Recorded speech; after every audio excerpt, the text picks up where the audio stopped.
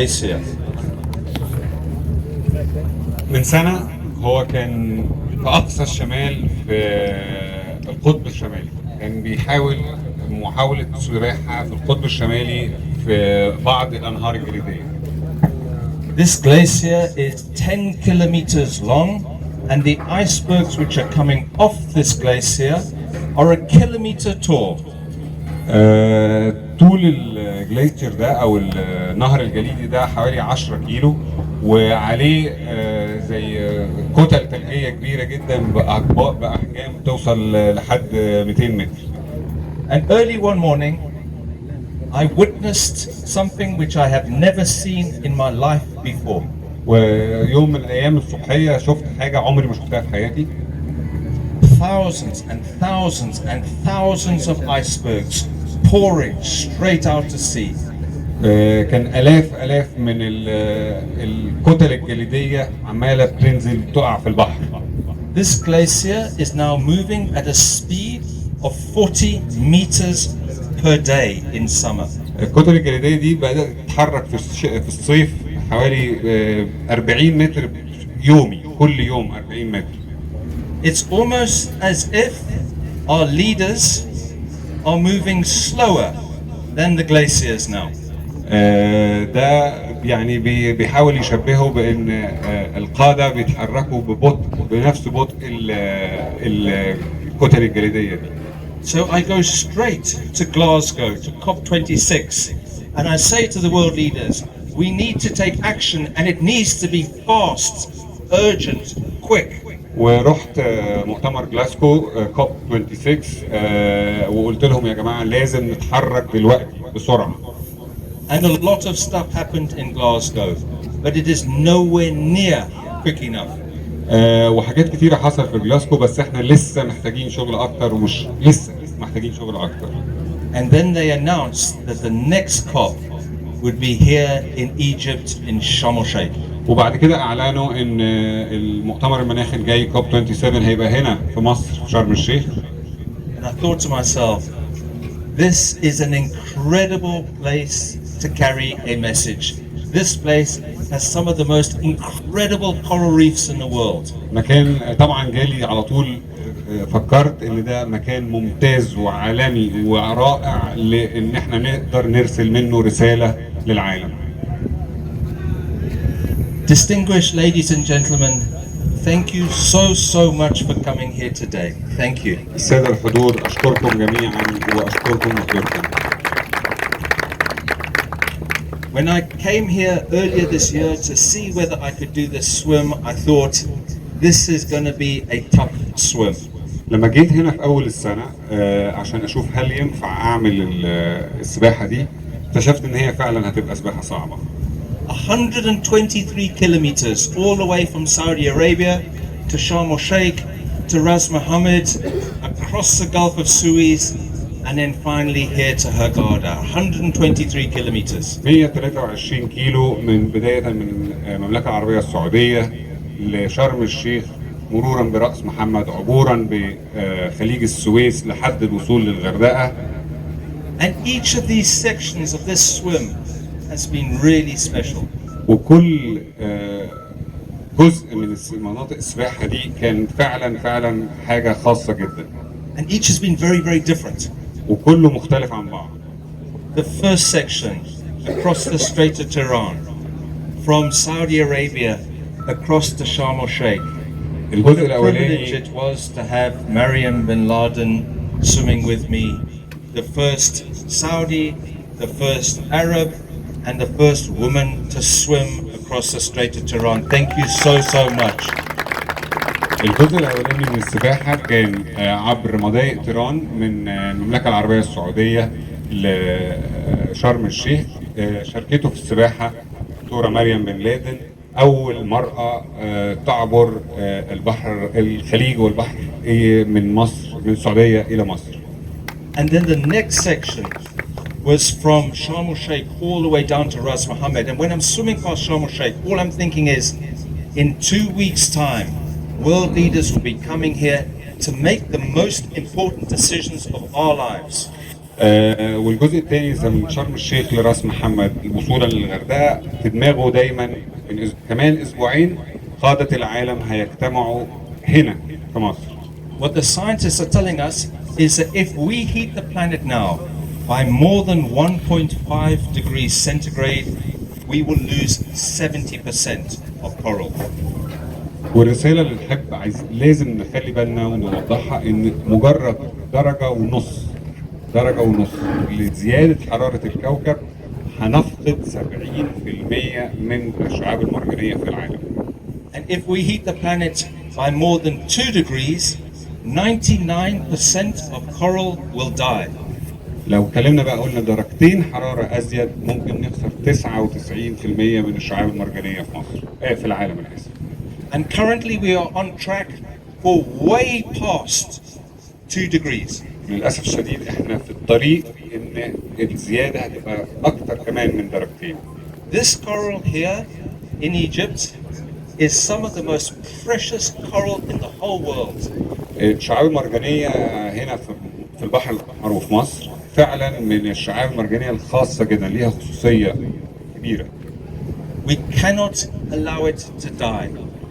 مش لابد لن نسمح ان الشعاب دي تموت.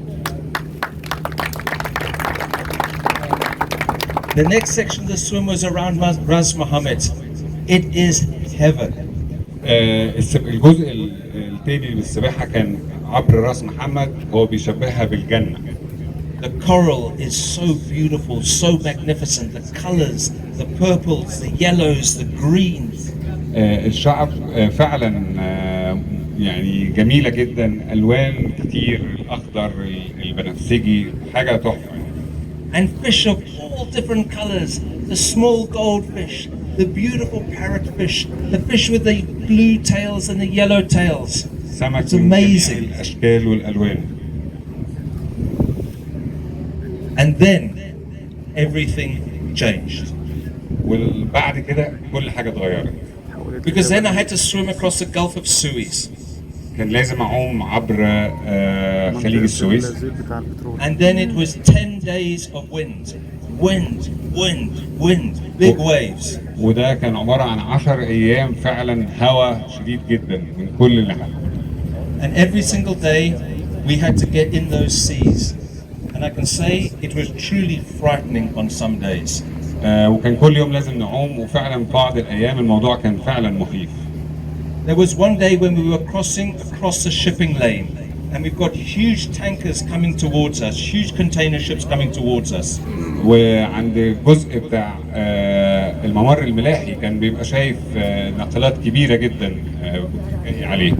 And I've got to be close to the boat because when I'm close to the boat, then I'm protected from the sharks. وكان بيبقى قريب من المركب المرافق ليه عشان هو تفكيره ان ده كده هيحميه من القروش. But the waves are going up and down, so I can't be too close to the boat because if I'm too close to the boat will come down on my back. فكان برضه بيحاول في نفس الوقت ما يبقاش قريب قوي من المركب، لان لو هو قريب من المركب ممكن تصطدم بيه. And now we have 2 container ships coming really quickly at us. وكان في زي مركبين شحن كبار جايين في اتجاههم. And then we see a shark underneath us. وبعدين شفنا قرش. It was like everything was coming at us all at once. كله في نفس اللحظة. Mustafa, thank you so much for swimming with me and keeping me going and swimming every single day in those dangerous conditions. بيشكر طبعا كابتن مصطفى ومشاركته لان فعلا كان بيدعموا السباحة. And then the final section. Now we've got to get to Hurghada. Now we've completely exhausted, but now we've got to swim as fast as we can to get here to Hurghada. Billy, thank you so much for joining us. Billy is a beautiful swimmer. To see his stroke, to see beauty. الجزء الاخير الجزء بتاع الغردقه انضم لهم دكتور نبيل مهندس نبيل، وكان فعلا ليه ستايل مخصوص يعني في السباحه. I have 2 messages. ليا رسالتين لمصر. The first one now at COP27, we need to demand of world leaders that they urgently cut their emissions urgently. الجزء الاولاني من الرساله ان لازم نحاول كلنا ندعو او نضغط على قاده العالم، لازم نقلل الانبعاثات الكربونيه. And the second message is we need to be protecting at least 30% of the world's oceans now by 2030. والرساله الثانيه احنا لازم نبدا دلوقتي نحافظ على الاقل 30% من مساحه البحار والمحيطات. Egypt, you have some of the most incredible cultural history in any country in the world. The pyramids, Tutankhamun, the museums, Luxor, these valleys. You have cultural history which is the most incredible in the whole world.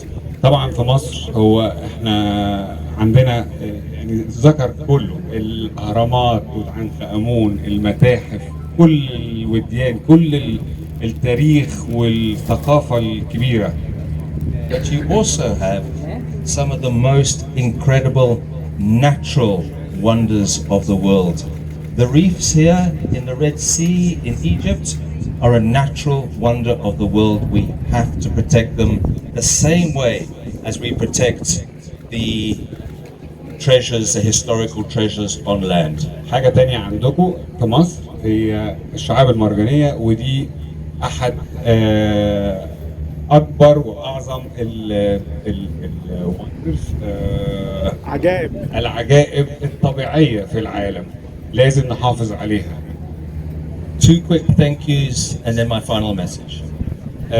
بشكركم مرتين، واخر رساله احب اقولها. The first, I want to thank you, Noah, and I want to thank Hebka. This swim, Thank you very much. Thank you. More than welcome. it's complex putting on a swim in Egypt and in Saudi Arabia. It's complex. هي كانت عمليه صعبه ان احنا نقدر ننظم السباحه دي كلها. Thank you for helping us get this thing across the line. بشكرنا جميعا لمساعدته ان هو يقدر يوصل لخط النهايه. And to my team and to the team from the Donia, you have all been amazing. Thank you. Thank you, thank you, thank you. فريق العمل معاه وفريق مركب ميزدونيا كانوا فعلا هو فخور بيهم جدا وبيشكرهم. Especially to Mo and to the skipper who were with me every single day, keeping me safe in the water. Thank you, thank you, thank you. شكر خاص للكابتن ومحمد الجايد معاهم في الرحله كلها. My final message. The climate crisis is the defining issue of our generation. آخر رسالة أحب أقولها، قضية المناخ هي قضية الجيل ده.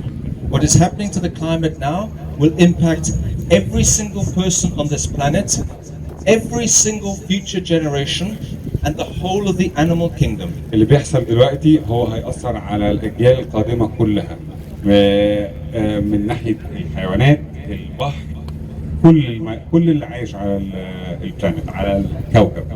We must not keep quiet.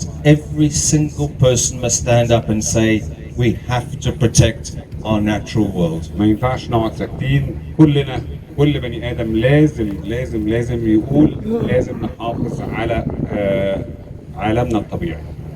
Every single generation has an opportunity to change the world. كل جيل عنده فرصة إن هو يغير العالم. To make it safer, to make it more just, and to make it sustainable. يخليه آمن وعادل ومستدام. We must be that generation. احنا لازم نكون الجيل ده. Thank you very, very much. Thank you. أشكركم جميعا. أشكركم.